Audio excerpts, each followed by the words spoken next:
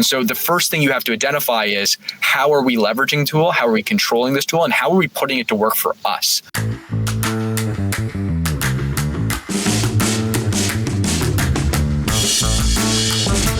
Now, a couple questions from our audience here.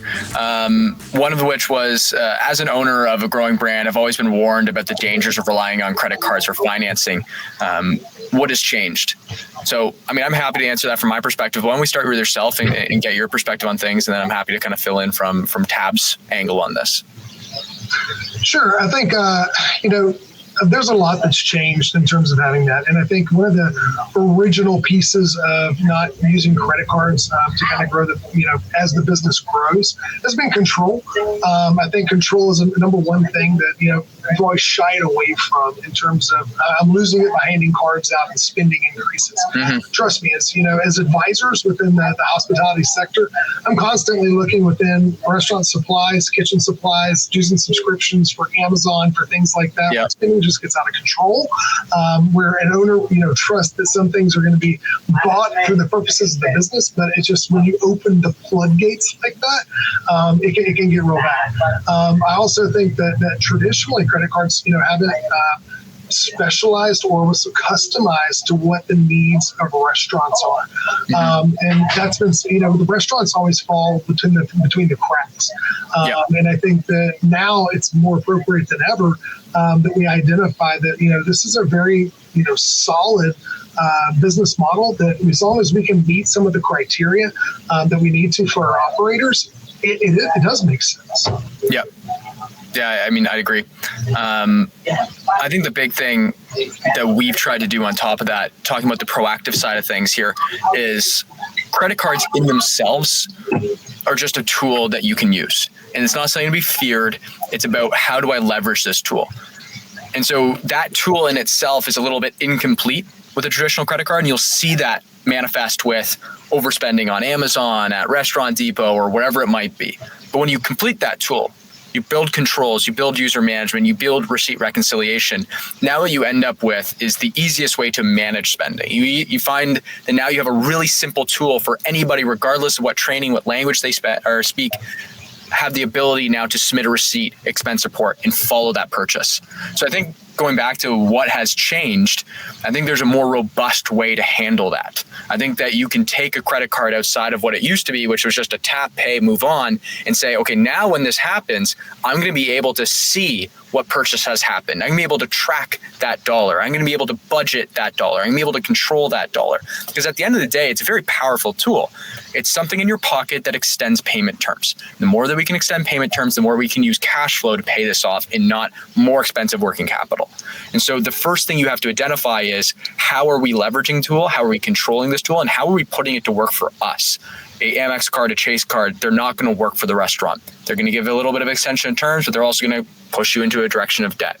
So if you have the controls in place, you complete that loop, you make it simple. Now you have a very, very powerful way for an operator to say, I can extend cash flow. I can work through this cash flow cycle. I can know that for certain when this card is being used, it's not going on something that will be, above a certain threshold. It will be budgeted to my terms. I'm capturing this receipt. It's automated into my accounting software. My accountant's now happier. My employee's now happier. And I can use this visibility to make a better decision.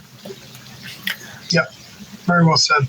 A second question that we have here is, you've both talked a lot about data, but as a restaurant, we're in the trenches. How do we create practice around data for our operations? And I think the first thing that I'd want to answer in this is, put a process in place that's consistent, that you can follow.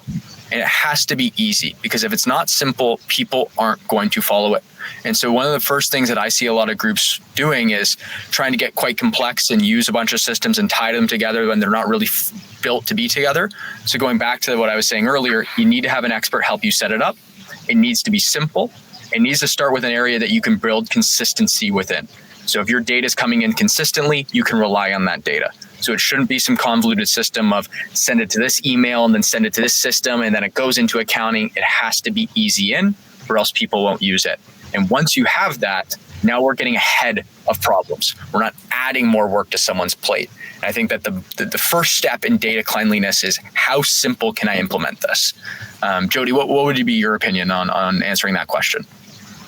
Absolutely. So I'm not sure who asked the question, but whenever they said that we are in the trenches, I love that, right? We at Cerboni celebrate diligent operators. We definitely think that that's what they should be doing, right? Is being in the trenches and really doing that. So I think another piece of that is, number one, I would say, whenever it comes to having good data or to managing that data, I think it's important to have a good partner to do it. I think that, Cerboni definitely provides a numerous amount of services that really kind of helps take that hat off. Historically, you're in the trenches and also you're trying to wear a marketing hat. You're trying to wear your legal hat. You're trying to wear your new vendor hat. You're trying to wear the accounting hat. It becomes too many hats at some point. And I think there's a lot to be said about making sure that you're able to outsource what you can. Mm-hmm. So the data and all of those are maintained and helped to be as accurate and timely for you as possible. So that's one thing I would mention. I think a lot of times, operators, you're just consumed, hair on fire on a day-to-day Mm-hmm. basis. And then it's not really, it's an afterthought at times. And I think to James's point, setting up a process, right? Having standard procedures in place where data once received is sent and captured. Mm-hmm. And then from there, you have a partner that is able to manage that data and provide it for you so that you're getting that information and you're able to steer the ship well. At the few down times when your hair is not on fire, I think is a critical step as well. Sometimes I heard somebody say one time, I think the two most important things of every restaurant operator trying to do everything, right? Margins are low. We try to do everything we possibly can. But if you're going to outsource any two things, it should probably be your legal and it should probably be your accounting, because those two things are critically important for you to be able to really manage the business well and protect the business, grow the business while you're doing everything on an operational side. Yeah. I mean, you probably want to make sure that it is outsourced and you have someone professional doing it, because the better that is, the better it is for you. But if it starts to go downhill, well, I think we've both seen some pretty big nightmares.